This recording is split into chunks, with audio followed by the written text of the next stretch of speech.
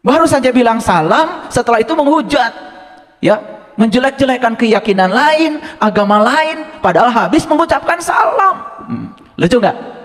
Nah, baru kerasa lucunya kan? Nah itu ngaji kesadaran tuh begitu. Ya, ini baru permulaan aja udah langsung sadar. Boleh nggak kalau orang mengucapkan Assalamualaikum warahmatullahi wabarakatuh, amin, terima kasih, doanya luar biasa. Boleh. Dibalas lagi waalaikumsalam warahmatullahi wabarakatuh. Nangis kalian kalau mengucapkannya dengan sadar.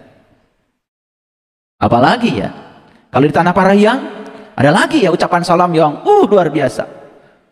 Sampurasun, sampurna ingsun. Itu simpel, tetapi itu doanya dalam. Sampurna ingsun. Siapa ingsun? Sempurnalah Anda, lahir batin. Luar biasa. Makanya rampes, rampak beres, tuntas semuanya. Simpel. Tapi ada yang tidak mengerti, bisanya cuma menghujat, belum tahu artinya sudah berkomentar. Itu memang. Makanya kayak kata Sayyidina Ali, memang orang bodoh itu senangnya komentar. Dan ketika dia berkomentar, semakin kelihatan bodohnya. Makanya orang bodoh tuh nggak ada pilihan ya. Diam kelihatan bodoh, komentar apalagi ya, semakin kelihatan bodohnya, ya toh? Makanya jangan jadi orang bodoh, gitu aja. Ya, karena kebodohan itu racun.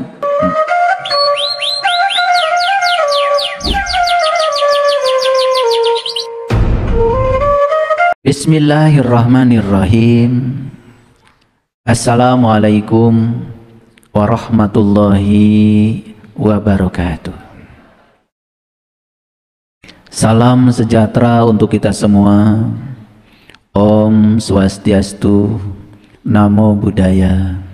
Salam kebajikan, Sampurasun.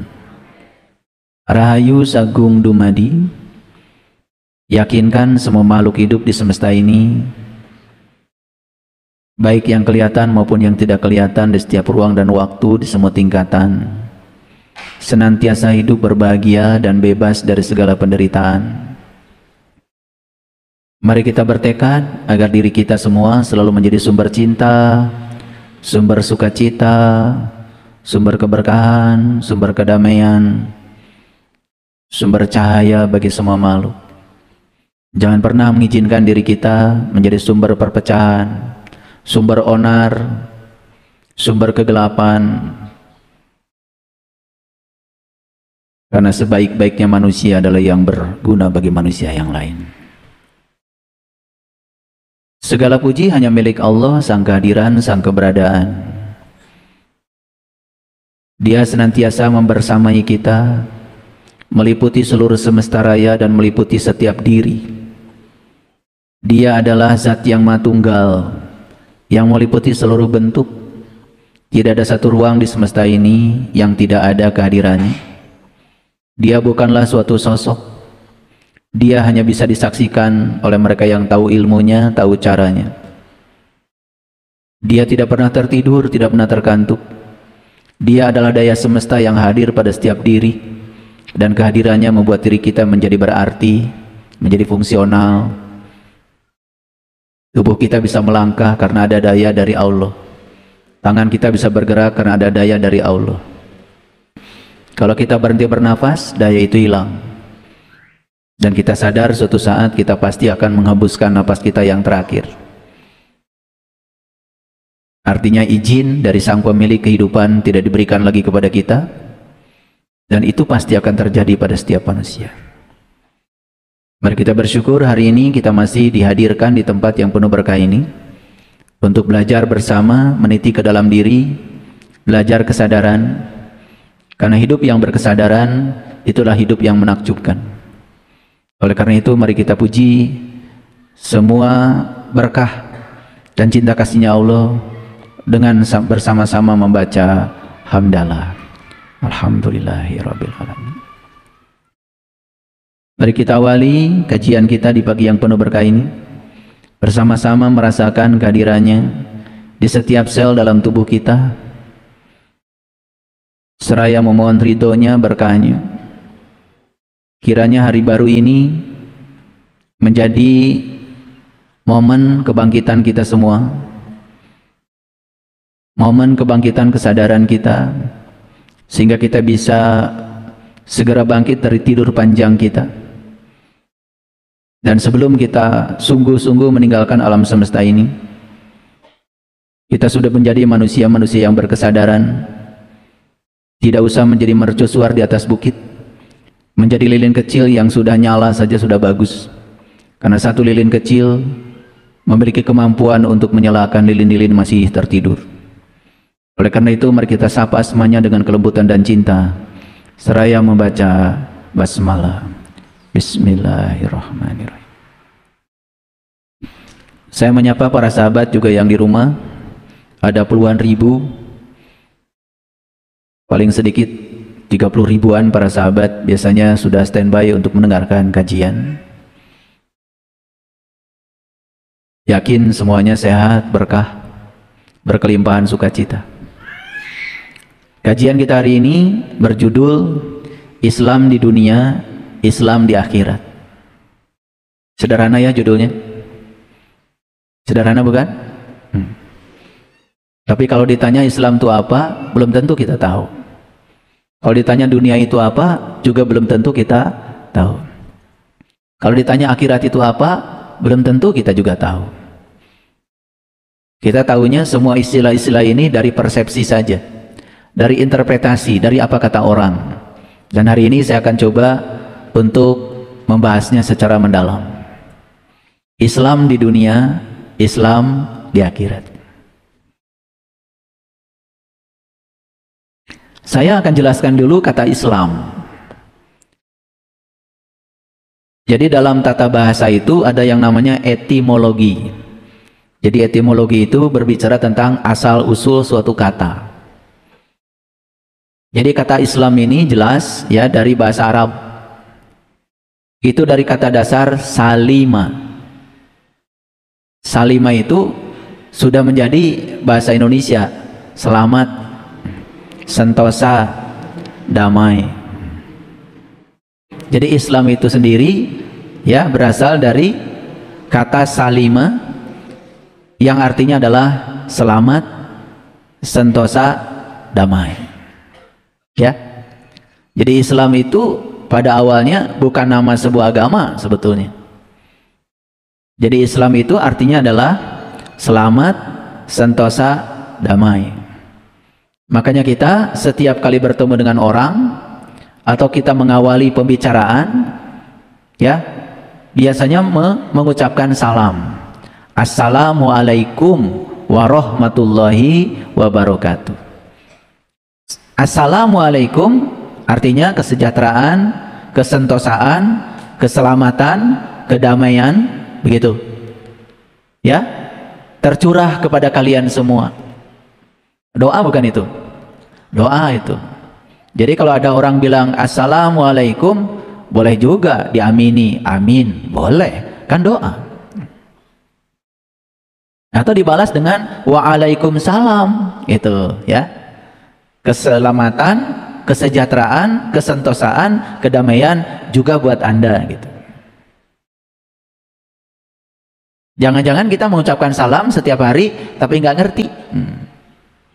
Ya, sama setiap lebaran kan kita mengucapkan minal aidin wal faizin. Itu doa juga itu. Minal aidin wal faizin artinya ya, semoga Anda termasuk orang-orang yang kembali dan memperoleh kemenangan gitu. Harusnya jawabannya amin gitu. Tapi sudah jadi kebiasaan ya kalau di Bandung minal aidin wal faizin sami-sami, karena nggak ngerti, ya. Bahkan banyak yang saya tanya ini saya pernah tanya ya, karena saya ini suka riset. Saya mengumpulkan sejumlah orang dan saya tanya satu-satu, minal aidin wal faizin artinya apa? Saya terkejut karena mereka mengatakan itu artinya mohon maaf lahir dan batin. Dari mana Anda tahu?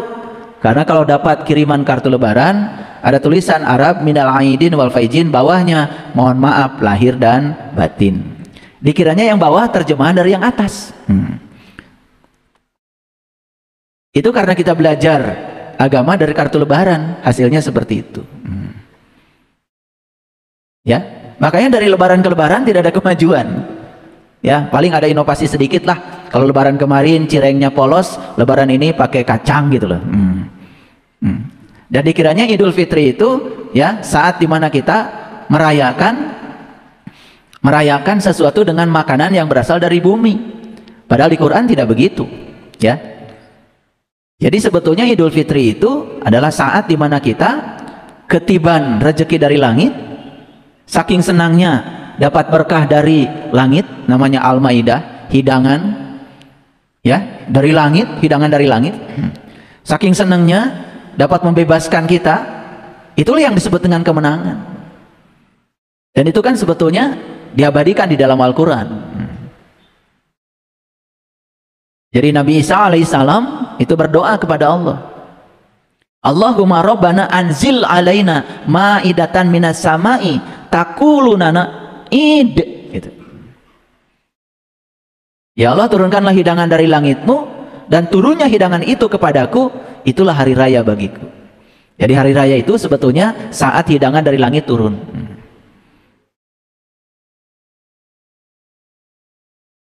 Makanya hari raya kan kita sibuk bikin opor, kue lebaran, betul nggak? Setelah dibikin itu kue langsung masuk lemari, kan lebar, betul nggak? Lebar. Kalau orang Sunda kan lebar itu sayang gitu, ya. Setelah dibuat langsung masuk lemari. Kalau di kampung saya itu namanya kue dele. Tahu dele? Jadi hanya boleh dilihat. Itu ternyata ada ayatnya di Quran itu. Di surat Al-Kahfi ayat 19 Allah mengatakan, ya, lihatlah makanan itu. Nah, karena kita salah memahami, makanya ketika kita sudah menyuguhkan makanan kepada tamu, langsung dipersilahkan, mangga didele. Itu karena kita nggak paham Al-Quran. Padahal itu cerita perjalanan Ashabul Kahfi masuk ke dalam gua. Siapa Ashabul Kahfi? Ya, Ashabul Kahfi siapa saja orang yang mau meniti ke dalam diri, menemukan gua. Gua tuh gue teh aku, sampai menemukan jati dirinya.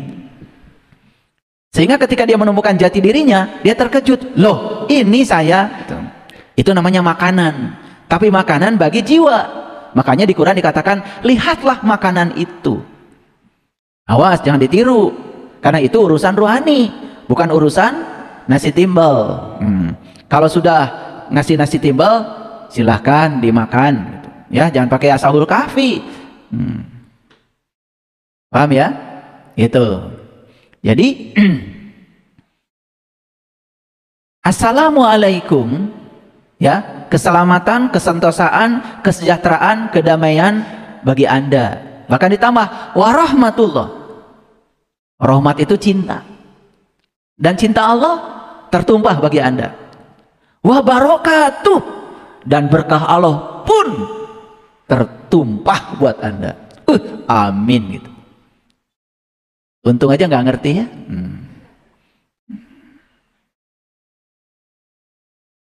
Itu doa yang bagus nggak?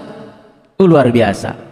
Ya, kesejahteraan, kesentosaan, kedamaian, cinta kasih dan berkah Allah tertumpah bagi Anda. Waalaikumsalam warahmatullahi wabarakatuh.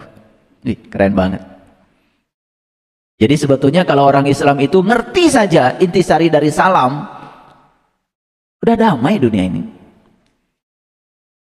Gak ada ibu pengajian membicarakan kelompok pengajian yang lain. Gak ada lagi ya orang ceramah menghujat ya pihak lain. Gak ada. Lucu ya, ceramahnya sudah pakai salam, assalamualaikum warahmatullahi wabarakatuh. Habis itu menghujat. Lucu nggak itu? Lucu kan? Ini kalian baru tahu kalau itu lucu setelah saya jelaskan. Sebelum itu mah kalian nggak tahu, betul nggak? Itu dianggap bagus.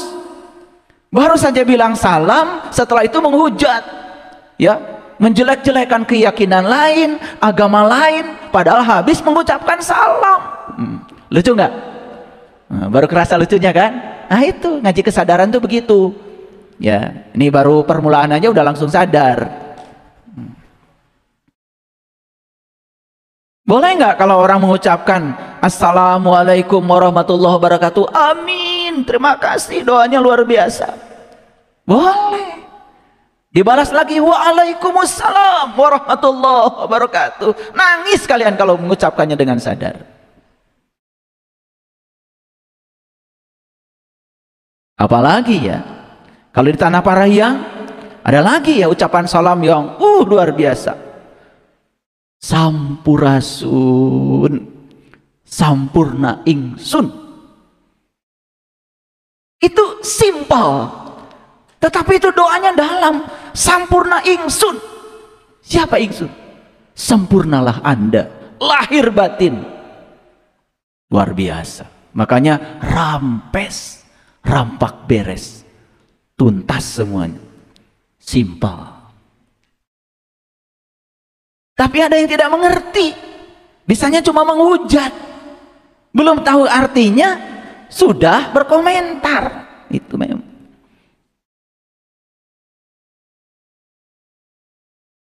Makanya kayak kata Sayyidina Ali, memang orang bodoh itu senangnya komentar. Dan ketika dia berkomentar, semakin kelihatan bodohnya. Makanya orang bodoh tuh nggak ada pilihan ya. Diam kelihatan bodoh, komentar apalagi ya semakin kelihatan bodohnya, ya toh. Makanya jangan jadi orang bodoh, gitu aja. Ya, karena kebodohan itu racun. Jadi Islam itu artinya apa? Selamat, sentosa, damai. Nah dari kata Islam ini terbentuk kata-kata yang lain. Aslama, yuslimu, islaman. Nah ini sudah lain ini turunan katanya. Dari kata Islam itu ada turunan katanya aslama yuslimu islaman, yang berarti menyerahkan diri, tunduk, patuh, taat. Lebih dalam lagi tuh. Awalnya waktu dia berdiri sendiri sebagai kata Islam, artinya sentosa, selamat, damai gitu. Tapi ada turunan katanya lagi ya. Aslama yuslimu islaman, yang artinya menyerahkan diri, tunduk, patuh, taat. Jadi cirinya orang Islam yang disebut dengan muslim harusnya tunduk, patuh, dan taat kepada Tuhannya. Ini kalian aneh ya, malah Tuhan disuruh tunduk dan patuh, taat pada segala keinginanmu. Betul nggak? Makanya Allah tuh suka bingung. Ini yang Tuhan siapa? Kata Allah. Betul nggak? Iya. Betul apa tidak? Masih berdoa ngatur-ngatur Allah? Udah mulai sadar sekarang? Terus ganti doanya gimana? Ya? Pokoknya doa itu sederhana Bapak Ibu. Apa yang kita pikirkan, kita rasakan, ya kita lakukan, terus berulang-ulang, itulah doa yang sebenar. Allah itu tidak mengerti bahasa lain kecuali bahasa energi, bahasa getaran, bahasa vibrasi. Makanya dengarkan ya kajian saya, judulnya Dahsyatnya Kekuatan Perasaan. Di situ saya ajarkan teknik berdoa. Makanya pantas ya doanya nggak dikabul-kabul ya. Cara doanya kurang tepat, nggak ngerti. Malah doanya ngatur-ngatur Tuhan. Ya, banyak saya tanya, kenapa kamu berdoa? Ya, tadi kan masih ingat ya sharing tadi sebelum kita mulai di sini. Sudah tahajud katanya, sudah duha gitu kan, betul nggak?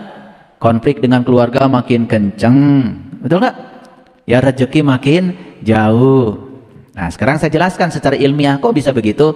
Ya karena niat tahajudnya, ya niat tahajudnya bukan sebagai bakti dan cinta kepada Allah. Niat tahajudnya digerakkan oleh masalah, karena kebetulan sekarang sedang banyak masalah. Jadi karena yang menggerakkan dia masalah, maka masalah akan menarik masalah. Berlaku namanya hukum tarik menarik. Itu like attracts like. Karena dia tahajud, dia duha, baca Al-Waqiah, baca Al-Kahfi, digerakkan oleh masalah. Makanya dia akan menarik masalah. Karena berlaku hukum tarik menarik. Coba aja tahajudnya, duhanya, baca Qur'annya, karena digerakkan oleh rasa cinta. Coba rasa berkecukupan, rasa berkelimpahan, itu lain lagi. Jadi kalau sesuatu digerakkan oleh rasa berkecukupan, rasa berkelimpahan, yang datang pasti kelimpahan. Like attracts like. Nah ini udah mulai nih, udah masuk kajian sainsnya. Karena kita itu belajar agama yang nggak pakai kaidah ilmiah, jadinya ya seperti itu, ngikutan kebanyakan orang. Walaupun hasilnya nggak ada, ya terus saja dipaksakan. Padahal kita tidak akan menemukan hal baru dengan cara-cara yang lama. Ini kan suka aneh kita, ya, ingin hasilnya berbeda, tapi cara yang digunakan masih cara yang sama, berpikirnya sama, merasakannya sama, tindakannya sama, metodenya sama, tapi kita berharap hasilnya berbeda. Aneh nggak? Lucu nggak? Nah, baru sadar kalau itu lucu ya. Ngerti sekarang ya? Jadi Islam itu artinya apa? Sentosa, sejahtera, damai, ya. Oke. Nah sekarang saya jelaskan, sebetulnya akhirat itu apa sih? Nah ini perlu dijelaskan dulu sebelum masuk ke judul. Ya. Akhirat itu pengertiannya sangat luas, sangat banyak. Tapi nggak usah banyak-banyak, ya. Yang paling penting ngerti aja dulu. Jadi akhirat itu artinya adalah masa depan. Makanya yaumil akhir, coba baca terjemahan Departemen Agama. Yaumil akhir itu sering diterjemahkan hari kemudian. Coba hari kemudian apa? Hari kemudian itu kan hari setelah hari ini. Besok, lusa, 2 minggu yang akan datang, 3 minggu yang akan datang, sebulan yang akan datang, setahun yang akan datang, itu hari kemudian. Hari kemudian itu sebetulnya hari setelah hari ini, gitu aja. Jadi hari kemudian, masa depan bukan? Masa depan. Jadi akhirat itu sebetulnya arti yang sebenarnya adalah masa depan. Paham sampai sini? Paham apa tidak? Oke, pelan-pelan ya ngajinya, pelan-pelan. Karena ini kata akhirat ini sudah kemana-mana nih pengertiannya. Padahal akhirat itu apa? Masa depan. Nah, saya mau nanya, hari ini akhirat bukan?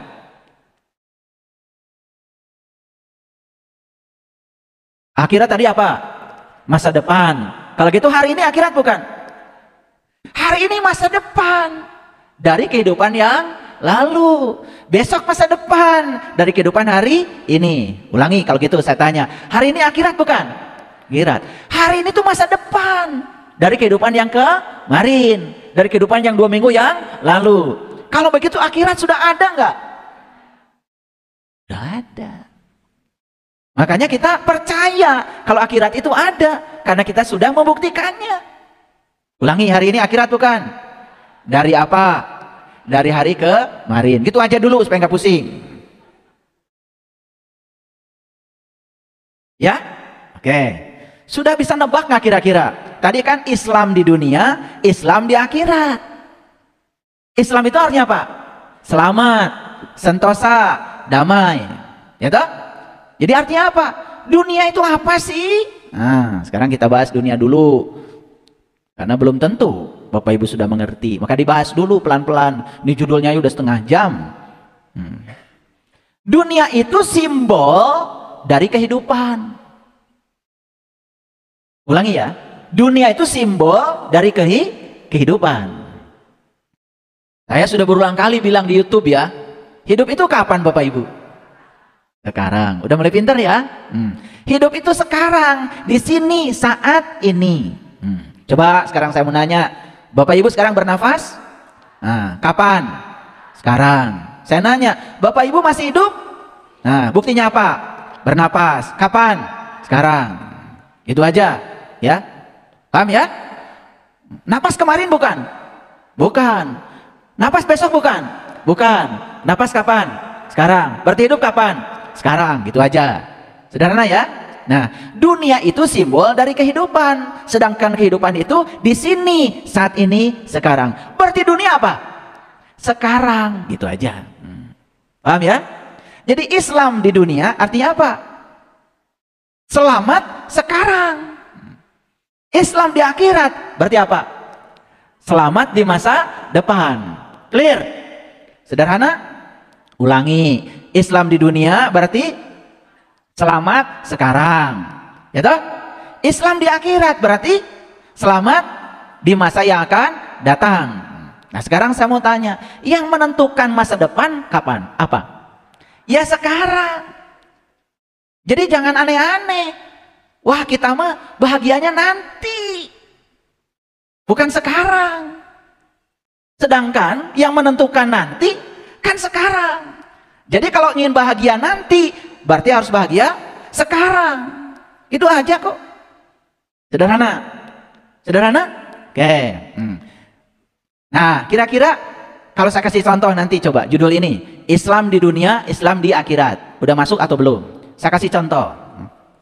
Bila nanti saya sudah punya rumah mewah, maka saya akan bahagia. Itu selaras dengan judul ini atau berlawanan? Pinter. Kok jadi pinter ya Bapak Ibu? Padahal biasanya ngaji nggak pinter kayak gini. Kenapa berlawanan? Ya, bila nanti saya punya rumah mewah, maka saya akan bahagia. Bahagianya kapan? Nanti. Berarti sekarang bahagia tidak? Tidak. Rumah mewahnya bakal dapat enggak? Enggak. Satu-satunya jalan menuju kebahagiaan, ya bahagia. Jadi kalau di masa depan ingin bahagia, berarti bahagianya harus kapan? Ya sekarang.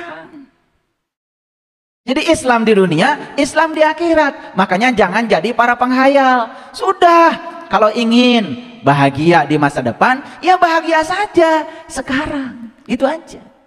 Tidak usah ada yang ditunggu. Bahagia tidak usah rumah bagus, tidak usah suami setia, nggak usah. Gimana kalau nggak setia?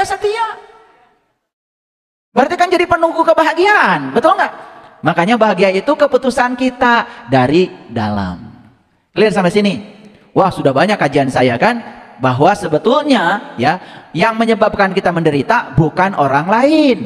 Karena kita tidak bisa mengendalikan orang lain, tapi kita bisa mengendalikan pikiran kita, perasaan kita, aksi kita, reaksi kita, tindakan kita terhadap apapun yang dilakukan orang lain kepada kita. Paham kan? Oke, yang itu nggak usah saya bahas lagi, nanti kelamaan bahas judul ini. Jadi sudah masuk judulnya. Jadi kalau ingin Islam di akhirat, ya harus Islam di dunia. Nah, kalau kita sementara ini punya pandangan, kita di dunia bukan bagiannya.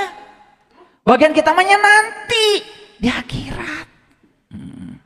Itu berlawanan nggak dengan prinsip yang ada di judul ini? Berlawanan. Bagaimana kita bisa bahagia di masa depan kalau hari ini tidak bahagia? Karena yang menentukan masa depan itu ya hari ini.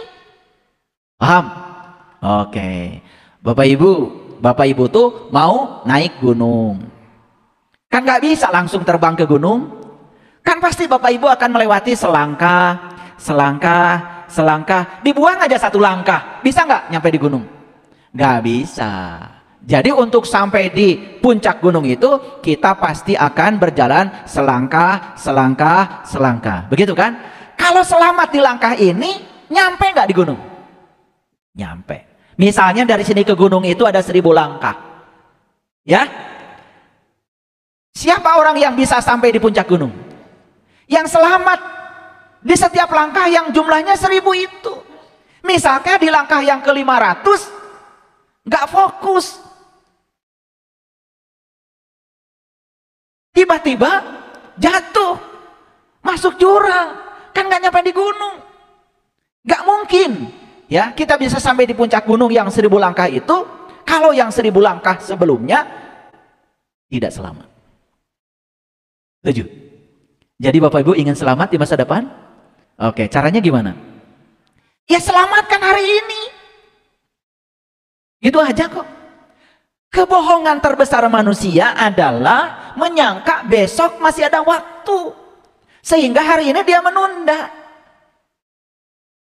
Begitu nggak Bapak Ibu? Itu penyakit kita. Penyakit kalian ya, lupa saya.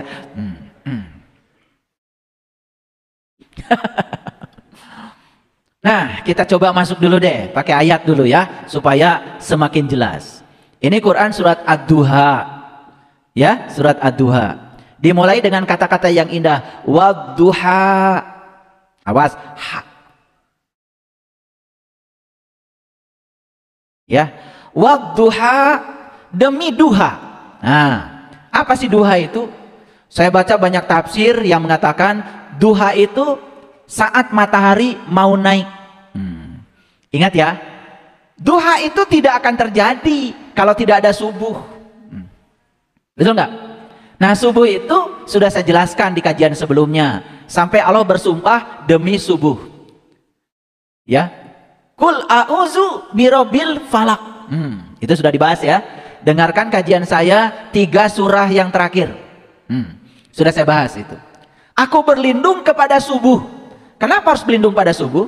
Karena subuh ini adalah saat dimana kita bangun. Ketika kita bangun, pertama kali kita bangun, kita baru bertransisi dari ketidaksadaran menuju kesadaran baru. Itu yang disebut dengan fajar. Nah, itu etapa yang paling berbahaya. Karena apa? Bisa terus bangun, bisa tidur lagi. Ketika ada yang mengatakan dari dalam dirinya yuwaswisu fi sudur, yang membisikkan pada kesadarannya, sederhana bisikannya, masih ngantuk.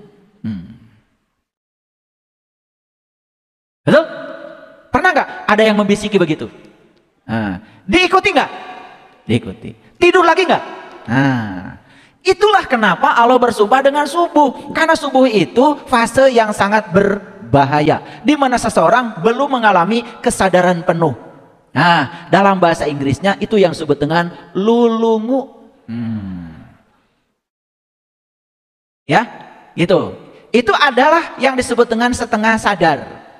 Nah, kalau kita begitu bangun, kemudian kita bangkit, maka asalnya fajar, asalnya subuh, kita akan mulai merasakan enaknya duha. Makanya ada Quran surat Ad-Duha, Wad-duha, demi duha. Nah, kalau subuh itu baru fajar Bapak Ibu, matahari belum datang. Tapi kalau duha, itu matahari sudah mulai naik. Coba perhatikan, pernah berjemur gak? Jam 9, jam 10, pernah? Nah, itulah saat dimana kita melihat bayangan kita paling besar. Nah, ketika kita sudah bergerak ke jam 12 siang, itulah jam 12 siang, di mana matahari tepat di atas kepala kita, di situ bayangan kita sudah memendek. Begitu bergeser ke jam 1, jam 2, sampai sore, bayangan memanjang lagi. Makanya puncaknya bayangan terpendek adalah saat matahari berada di atas kepala kita. Saat di mana posisi kita dengan matahari yang terdekat. Makanya matahari sering dilambangkan dengan Tuhan. Sampai Tuhan bersumpah demi matahari. Ada Quran surat Asy-Syam, demi matahari. Nah, jadi ketika kita berada pada posisi terdekat dengan Tuhan, saat itu bayangan yang paling pendek. Bayangan itu dunia. Bukan berarti kita tidak punya dunia. Dunianya tetap berlimpah, tetapi kemelekatan kita pada dunia saat itu yang terpendek. Luar biasa ya. Makanya kenapa Allah mengatakan dalam Al-Quran, bergantinya siang dan malam saja, ada tanda-tanda bagi orang yang berpikir. Tapi bagi yang tidak berpikir, mau siang, mau malam, mau berganti, gak peduli. Dia fokus pada egonya, dia fokus pada ambisi pribadinya. Dia tidak bisa menyaksikan tanda-tanda semesta yang luar biasa. Dia tidak bisa membacanya. Semua lewat begitu saja. Tahu-tahu sudah 60 tahun, tahu-tahu sudah 70 tahun. Hidup selama itu di dunia, nyaris tidak pernah bisa menangkap pesan-pesan semesta yang dialirkan ke dalam dirinya. Banyak kayak gitu. Itulah manusia yang rugi. Memandang tetapi tidak melihat. Mendengar tetapi tidak menyimak. Rugi. Nah, itulah manusia yang rugi. Habis umurnya baru kaget. Ketika nyawa di kerongkongan disuruh pulang kepada Allah, tidak tahu jalan pulang. Jadi mengerti sekarang buat duha. Demi duha. Dan duha baru bisa dicapai kalau kita sadar. Ketika kita bangkit dari kesadaran, kemudian kita terus menjaga kesadaran kita, insya Allah kita akan sampai pada duha. Kira-kira Bapak Ibu mau saya tanya, Bapak Ibu sekarang ini masih tertidur? Atau sudah ketemu dengan fajar? Sudah sadar? Sudah sampai di duha? Oh, sekarang iya, kemarin-kemarin enggak ya. Pokoknya gitu aja lah ya. Syukur ya. Alhamdulillah. Sekarang saya sudah sampai di duha. Saya jaga kesadaran ini. Saya ingin sampai jam 12 siang nanti setidak-tidaknya. Di mana bayangan akan menjadi yang terpendek saat itu. Luar biasa. Ya? Oke. Jadi sudah sampai duha sekarang? Iya katanya. Saya tanya dulu. Di Quran surat Al-Fajr, Allah mengatakan, demi yang genap, demi yang ganjil. Betul? Betul nggak? Wal fajr, walayalin ashr, wasyaf'i wal watar. Watar, witir. Witir ganjil. Makanya kalian suka sholat witir? Suka? Kapan? Tiap habis Isya mau tidur, betul? Karena sholat witir taunya sholat mau tidur. Salah lagi belajar agama. Sholat witir itu sholat ganjil. Artinya apa? Sholat untuk mengingatkan bahwa kamu harus ganjil, jangan genap. Genap itu dualitas. Genap itu senang ke sini, tidak senang ke sini, itu genap. Menerima kesuksesan, tidak menerima kegagalan, itu genap. Kalau ganjil, mau sukses, mau gagal, ya tahu itu kebijaksanaan Allah. Di balik itu ada pesan dari Allah. Saya terima utuh ya Allah. Ganjil tuh. Suami baik, bebek.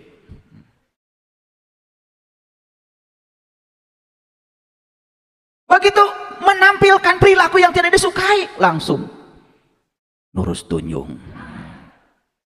Ganjil apa genap itu? Genap.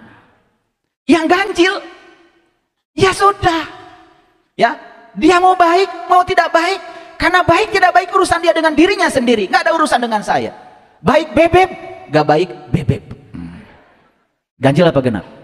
Ganjil. Saya mau nanya sekali lagi, kalian sudah bisa ganjil atau masih genap? Lah, tadi ngaku sudah duha. Fajar aja belum. Fajar itu cirinya kalian sudah ganjil. Ganjil itu artinya apapun yang terjadi, dia terima seutuhnya. Tidak terjebak benar salah, tidak terjebak baik buruk, tidak terjebak lagi oleh dualitas. Kalau masih terjebak dualitas, kalian tuh masih tidur. Duha pun belum. Fajar pun belum. Apalagi duha. Ngaku-ngaku. Ini harus dibuka nih rahasianya ya. Ini urusan pagi-pagi aja, jadi dalam ini bisa 2 jam nggak kelar-kelar, betul nggak? Padahal tiap hari bangun pagi, betul? Iya, karena nggak ngerti. Di Quran dikatakan wal fajr, walayalin ashr, wasyafi wal watar. Demi yang 10 kata Allah. Ngerti apa tidak? Ngerti apa tidak? Kemana aja sih kalian ini? Itu seragam sudah 7 seminggu. Kenapa Allah bilang demi yang 10? Lihat 10 itu 1 dan 0. 1 itu yes, 0 itu no. Hidup harus begitu, yes or no. Mau nikah, nikah. Nggak nikah, nggak nikah. Jangan nikah tapi berantakan. Mau bisnis ya bisnis. Mau kerja ya kerja. Atas nama Allah, atas nama Tuhan. Jangan berantakan. Semua orang yang berantakan itu karena dia di antara 1 dan 0. Tidak 1, tidak 0. Mau ngaji, ngaji yang benar. Jadi 1 dan 0 itu yes or no. Itulah orang yang punya prinsip. Dan orang yang di antara 1 dan 0 itulah orang munafik. Sering munafik nggak? Abu-abu, nggak jelas. Suatu saat raja hutan yang namanya harimau mengumpulkan penduduknya. Dia mau bertanya. Yang pertama dipanggil itu adalah monyet. Kata raja hutan, coba monyet, ini istana saya ini menurut Anda bau atau wangi? Monyet langsung bilang sama Tuan Raja, si raja hutan yang namanya harimau itu. Kata monyet, kayaknya ini kalau saya menjilat bagus juga. Jadi kata monyet, ini istananya Tuan Raja tuh indah, megah, matching,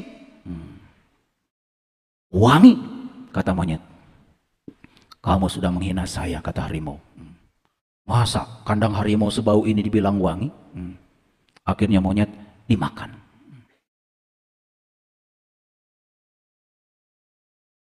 Datang tuh kura-kura. Dites lagi sama harimau. Ini rumahku ini, matching enggak? Wangi apa bau? Udah tersiar berita. Karena monyet terlalu jujur. Monyet tadi berbohong. Ternyata harimau nggak suka sama yang berbohong.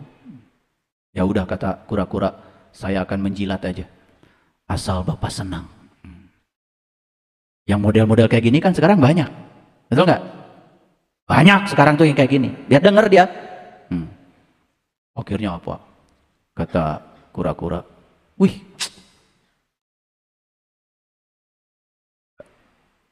maunya tadi apa?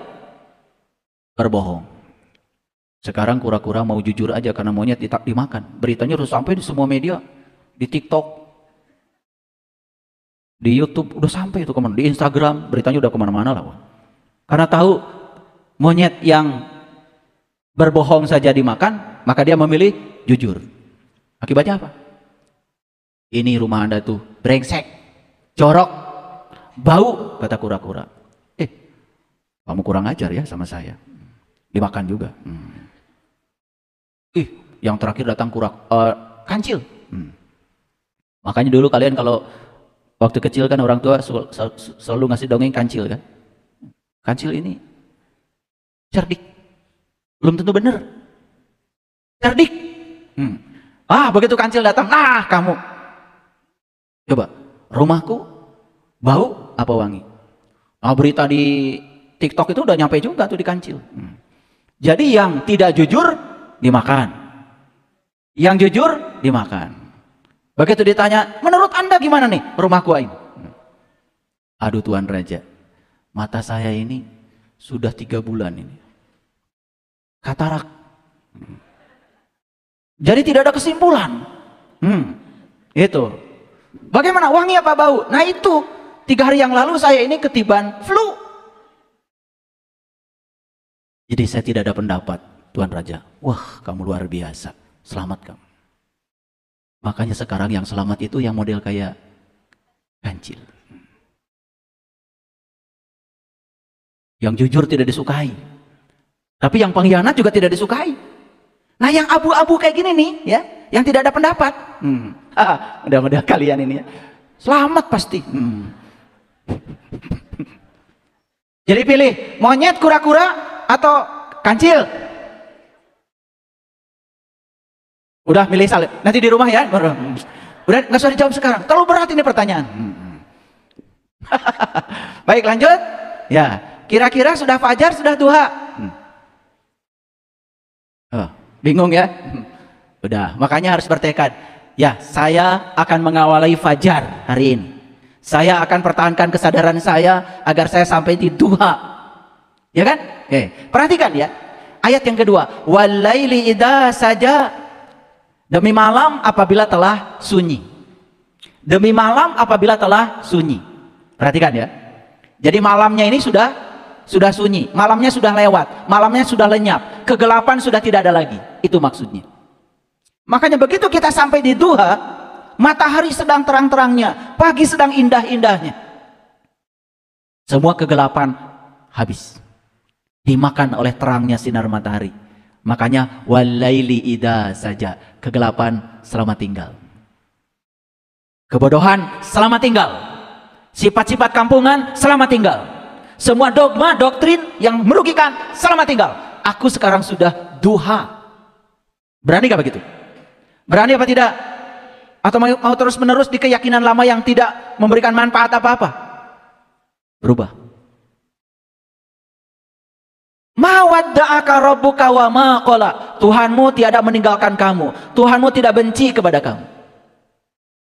Jadi kalau ada orang yang mengatakan Tuhan menyediakan tempat namanya neraka untuk menyiksa hamba-hamba yang durhaka kepada Tuhan, berlawanan dengan ayat ini. Tuhan bilang, ma wadda'aka rabbuka wa ma qala. Tuhanmu tiada meninggalkan kamu sedetik pun. Tuhanmu selalu bersama kamu dimanapun kamu berada. Wa huwa ma'akum aina ma kuntum. Aku selalu memenuhi segala kebutuhanmu, tapi aku tidak selalu memenuhi segala keinginanmu. Karena apa yang kamu inginkan belum tentu yang terbaik buat kamu. Karena aku yang maha bijaksana, aku yang maha tahu, aku tahu yang terbaik bagi kamu. Wa ma qala. Tuhan tidak benci kepada kamu. Tuhan tidak pernah menghukumi kamu. Tuhan hanya mengingatkan kamu. Ketika kamu terlalu jauh dari jalan Tuhan, maka ada peristiwa yang menyertai kamu. Ada akibat yang harus kamu rasakan. Bukan hukuman, bukan laknat, bukan. Tuhan hanya mengingatkan kamu supaya kamu cepat pulang. Makanya persepsi kita terhadap Tuhan itu menentukan sikap kita terhadap Tuhan. Dan kita selama ini berpersepsi keliru. Seolah-olah Tuhan itu menciptakan satu tempat untuk menghukum. Betul nggak? Yo, api menyala-nyala. Masa Tuhan dendaman begitu? Dengarkan kajian saya sebelumnya. Surga dan neraka itu adalah ciptaan kita sendiri. Mau jadi surga, mau jadi neraka, terserah kita. Kebebasan semua pada diri kita. Mau marah, mau tidak marah, terserah kita. Mau sakit hati, tidak sakit hati, terserah kita. Tidak ada peristiwa yang berbahaya di luar kita. Yang berbahaya adalah cara kita memandang peristiwa itu. Walal akhiratu khairul laka minal ula. Dan sesungguhnya masa depan itu lebih baik bagimu daripada sekarang. Itu terjemahannya. Walal akhiratu khairul laka minal ula. Sesungguhnya masa depan itu lebih baik bagimu daripada sekarang. Ulangi lagi. Yang menentukan masa depan apa? Sekarang. Mau nggak masa depannya lebih baik? Kapan diperbaikinya? Gitu maksudnya. Tapi selama ini yang masuk di otak kita apa? Sudah. Bagian kita bukan di sini, di sana. Berlawanan dengan ayat ini. Masuk akal? Masuk akal? Masuk? Oke, kalau udah masuk. Jadi mengerti sekarang. Walal akhiratu khairul laka minal ula. Sesungguhnya masa depan itu lebih baik daripada ula, daripada permulaan, daripada sekarang. Mananya apa? Kalau masa depanmu ingin lebih baik, perbaikannya kapan? Di mana? Saat ini, sekarang. Jangan menunda, jangan mengatakan besok masih ada waktu. Keren gak Bapak Ibu? Keren. Ada yang malas gak dulu waktu muda sehingga gak sekolah? Acungkan tangan.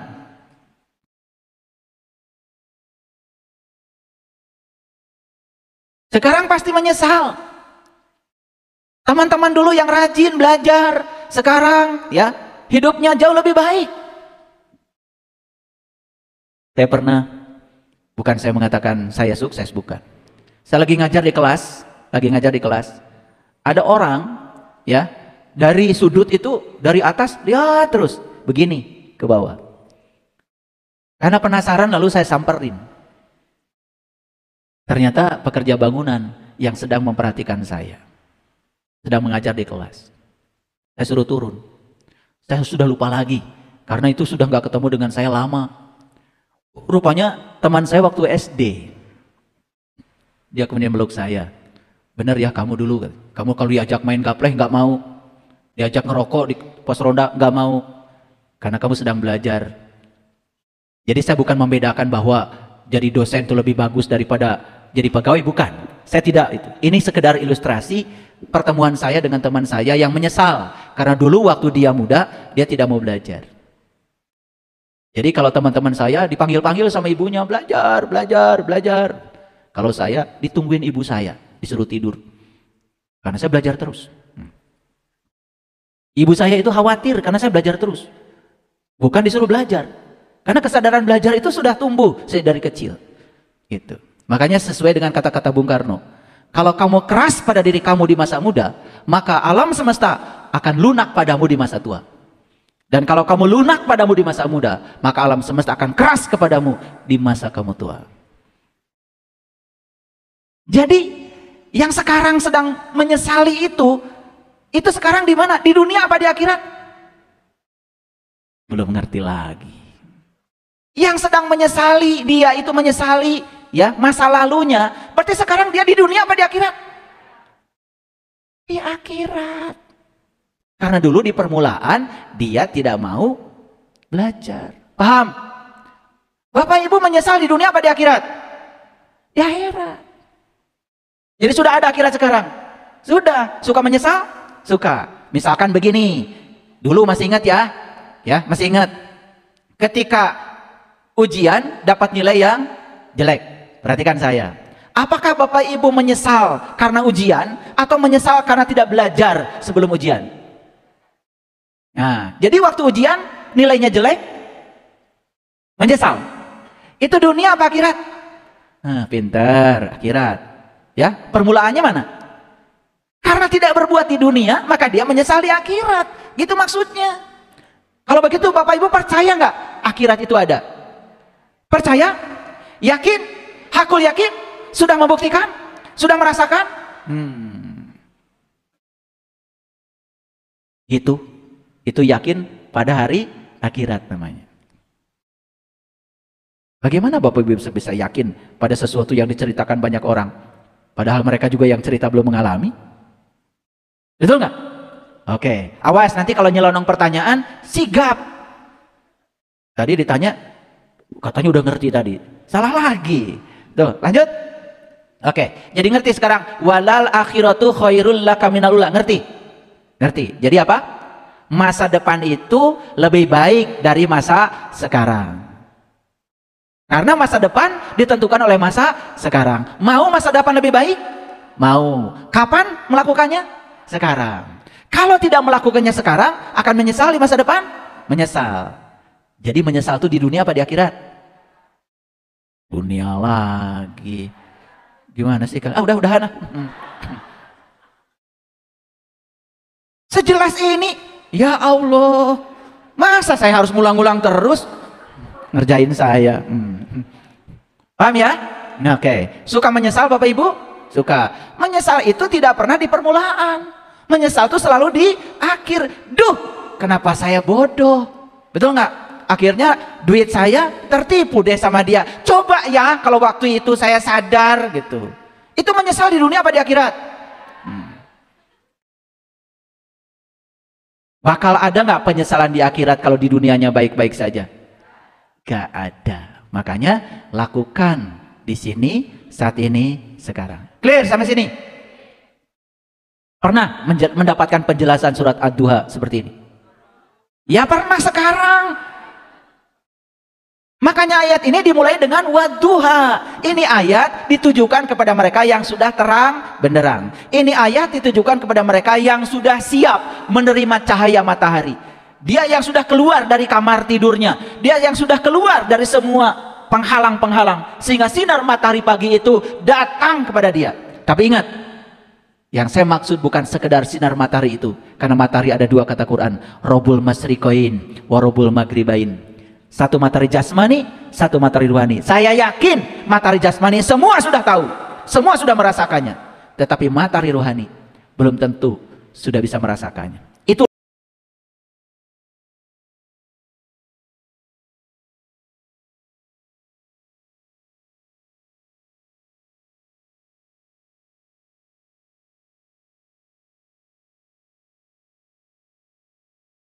dua di sebelah kanan. Dan matahari akan tenggelam ke sebelah kiri. Dan kamu akan menyaksikan tempat yang amat luas di dalam gua itu. Bapak Ibu kalau sudah mengalami ayat itu, keren. Ternyata di dalam diri kita itu luas tanpa batas. Makanya yang sudah luas tanpa batas, dia siap menerima apapun. Perhatikan saya Bapak Ibu, yang rumahnya tipe 21 tidak bisa menampung semua barang-barang. Betul nggak? Baru datang lemari sama kursi aja udah sesak. Beda kalau yang rumahnya tipe 2100 meter. Betul nggak? Ya, lemari datang, oke. Ya, sofa datang, oke. Tempat tidur datang, oke. Barang apapun datang, oke. Kenapa? Karena luas. Apalagi kalau bisa seluas bumi dan langit. Makanya di dalam Quran dikatakan, surga itu seluas langit dan bumi. Ngerti maknanya? Kalau kita seluas langit dan bumi, kita bisa menerima semua orang apa adanya. tanpa memilah-milah. Itulah surga. Saya terima orang yang menghina saya apa adanya. Saya terima orang yang menyanjung-nyanjung saya apa adanya. Saya terima orang yang menyakiti saya apa adanya. Saya terima semua orang yang baik pada saya apa adanya. Saya sudah menyiapkan ruang seluas langit dan bumi. Saya biarkan mereka ada di ruang itu apa adanya. Saya cuma jadi penonton saja. Gak sakit hati, gak marah, gak tersinggung. Surga bukan Bapak Ibu? Makanya surga seluas langit dan bumi. Kalau ingin dapat surga, ya harus seluas langit dan bumi. Gitu gak Bapak Ibu? Gitu apa belum? OTW mulu. Oke, lanjut. Wala saufa yu'tika rabbuka fatardha. Dan kelak Tuhanmu pasti memberikan karunia-Nya kepadamu, lalu kamu menjadi puas. Nah, sebetulnya bukan puas, kalau bahasa Arabnya fatardha itu artinya kamu menjadi ridho. Masih ingat Bapak Ibu penjelasan saya? Yang menjaga surga malaikat siapa? Ridwan. Makanya kalau ridho, ini jadi surga. Apapun yang terjadi, ridho, ridho, ridho. Percayakan ini dijaga sama malaikat Ridwan. Selalu ridho apapun yang terjadi. Surga Bapak Ibu. Tapi titipkan ini kepada malaikat Malik. Milik. Pasti neraka. Maka penjaga neraka malaikat Malik. Ada orang ngambil singkong cuma daunnya aja, langsung ngambil golok. Marah-marah. Karena milik. Merasa memiliki. Saya punya pohon cabai aja 2.500 pohon. Suruh ngambil siapapun kalau masih ada. Ya kalau masih ada maksud saya. Ya kalau nggak ada terus gimana? Suruh ngambil apa? Iya, yang jaga kebun paling juga. Ya, Bapak perlu berapa? Ya, 1 kantong kresek aja. Seminggu nggak habis. Mau tiap hari mau makan cabai. Sisanya kemana Pak? Bagikan aja. Kalau ada orang minta, kasih. Rasa memiliki itu bahaya Bapak Ibu. Itu sumber penderitaan. Rasa memiliki pada pasangan, rasa memiliki pada anak. Ketika rasa memiliki terlalu dalam, akibatnya apa? Takut kehilangan yang disebut milik kita. Neraka bukan itu? Neraka. Mulainya cuma cemburu. Tapi lama-kelamaan bisa dendam. Betul nggak? Iya. Lama-kelamaan bisa dibunuh tuh orang lain. Dari mana? Rasa memiliki. Makanya penjaga neraka Malik. Saya sering mengamanatkan di kajian-kajian saya, tong wawuh ke malaikat Malik. Hiji deui tong wawuh ke malaikat Atid. Siapa malaikat Atid? Mencatat amal buruk. Pokoknya apapun yang dilakukan orang buruk terus. Dikasih uang besar, buruk. Dikasih uang kecil, apalagi buruk. Tidak ada yang baik sudut pandangnya. Semua yang dia saksikan di alam semesta ini buruk semua.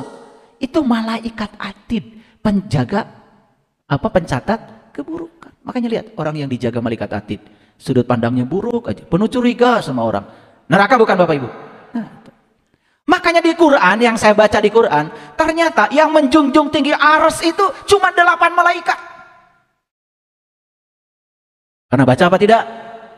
Belum. Katanya sudah khatam. Nanti baca Quran surat Al-Haqqah. Ya, baca Quran Al-Haqqah. Gak saya tunjukkan nomor ayatnya biar dibaca semua. Nanti akan ketemu di situ, ya. Ada 8 malaikat yang menjunjung tinggi arsy. Dulu waktu saya baca surat itu, saya tanya itu sama guru ngaji saya. Pak Ustadz, di Quran saya baca malaikat itu cuma 8 yang menjunjung tinggi arsy. Sedangkan Pak Ustadz ngajarin saya malaikat 10. Tapi kata Quran cuma 8 yang menjunjung tinggi arsy. Ada surat apa? Ini surat Al-Haqqah. Baru baca ternyata. Saya juga baru tahu. Ya udah, apalagi ditanya dalam-dalam, betul nggak? Ya udah, lewat aja. Makanya saya tanya aja langsung sama yang memilikinya. Saya tanya aja langsung sama sumbernya. Siapa 8 malaikat yang menjunjung tinggi arsy itu? 1, malaikat Munkar dan Nakir. Yang bertanya di kuburan. Kuburan itu adalah tubuh kita. Di sini ada pertanyaan. Sebetulnya siapa Allah saya? Siapa Rasul saya? Karena syahadat itu kan 2. Asyhadu an la ilaha illallah wa asyhadu anna Muhammadar Rasulullah. Yang disaksikan 2, Allah dan Rasulnya. Kalau ada yang disaksikan, harus ada yang menyaksikan. Siapa yang menyaksikan? Aku. Berarti 1 menyaksikan 2. Makanya pertanyaan tentang di dalam kubur ini, dua. Siapa Allahku, siapa Rasulku? Makanya ada dua malaikat, Munkar dan Nakir. Keren banget. Di sini Bapak Ibu, pertanyaan tuh di sini. Di sini. Kuburan tuh di sini. Siapa yang terkubur? Yang terkubur adalah diri sejati kita, jiwa kita. Jiwa kita harus kenal sama Allahnya, jiwa kita harus kenal pada Rasulnya, baru syahadat kita. Mantap. Kalau syahadat sudah sampai di tingkat itu, gak mungkin menyakiti orang lagi, gak mungkin berbohong lagi, gak mungkin menghujat orang lain lagi, gak mungkin. Yang suka menghujat itu karena syahadatnya cuma di mulutnya aja, belum sampai di kolbunya. Maaf, saya harus bicara ini. Sedih saya lihat bangsa ini, korupsi di mana-mana. Bahkan kuota haji yang katanya perjalanan suci, perjalanan rohani pun dinodai. Dan itu yang melakukan adalah orang-orang yang katanya beragama, menyebut-nyebut nama Tuhan, tapi tidak tahu yang disebut.